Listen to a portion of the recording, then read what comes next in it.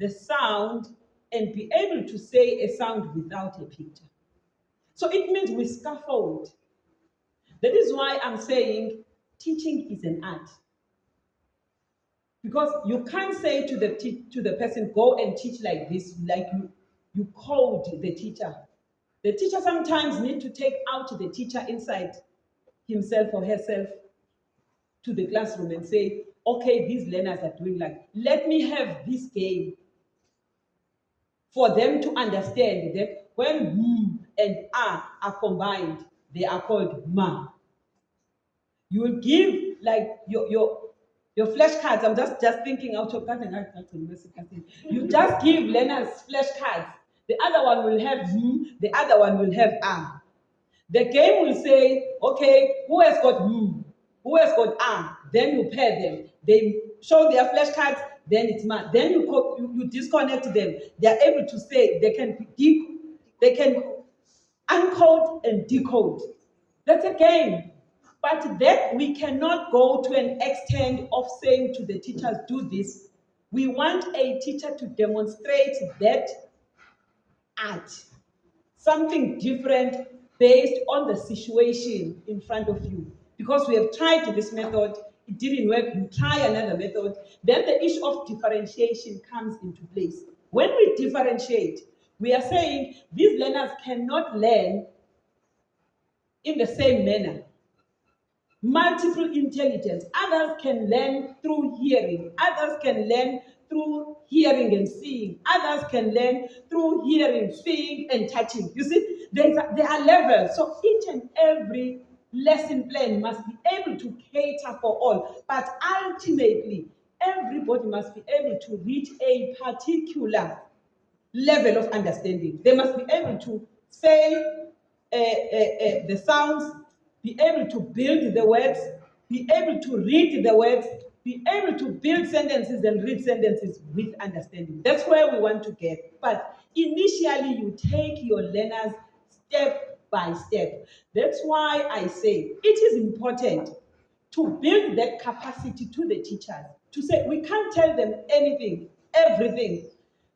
Something it must come like as an art. When I'm giving a song to sing, I can sing the song differently from how you can sing the song. My expression to the song might be different from another person. That's what we call teaching, mediation of learning. That's why we need to strengthen curriculum.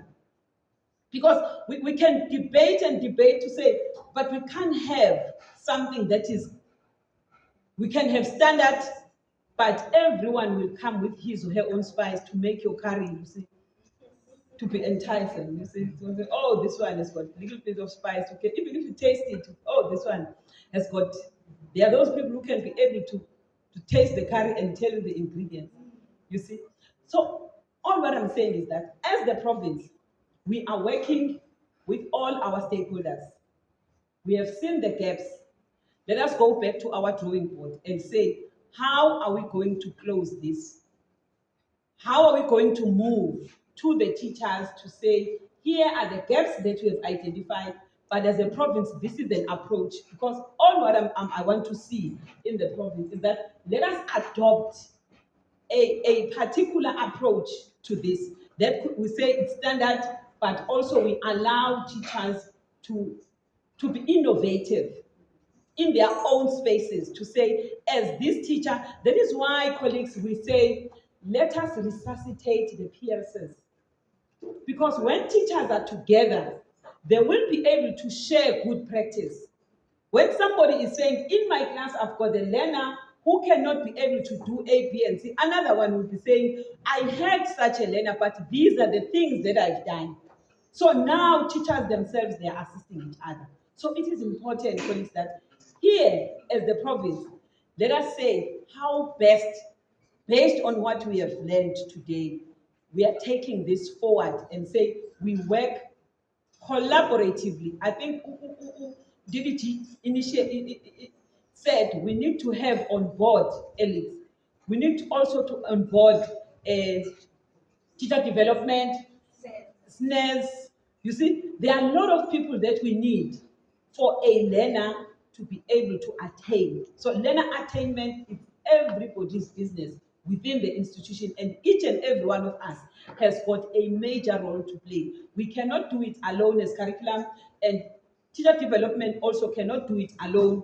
SNES cannot do it alone. We need each other. So going back, Dr. Taylor, we are saying thank you so much for your presentations. It's an eye-opener, but also it must influence our strategies. It must also influence our programs as the Department of Education in KwaZulu-Natal to close those gaps, ensuring that we maintain, remember what I said, the results that we see in grade 12, they start as early as ECD, not even in grade R.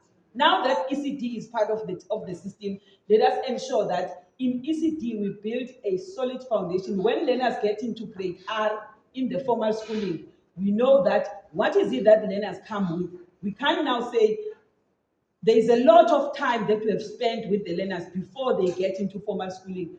Then the system will work and work effectively so that all learners in the system cannot be compromised. We say no learner must be left behind in KZN. So we take all of them on board. Thank you so much, colleagues. We have come to the end of our session. Thank you so much.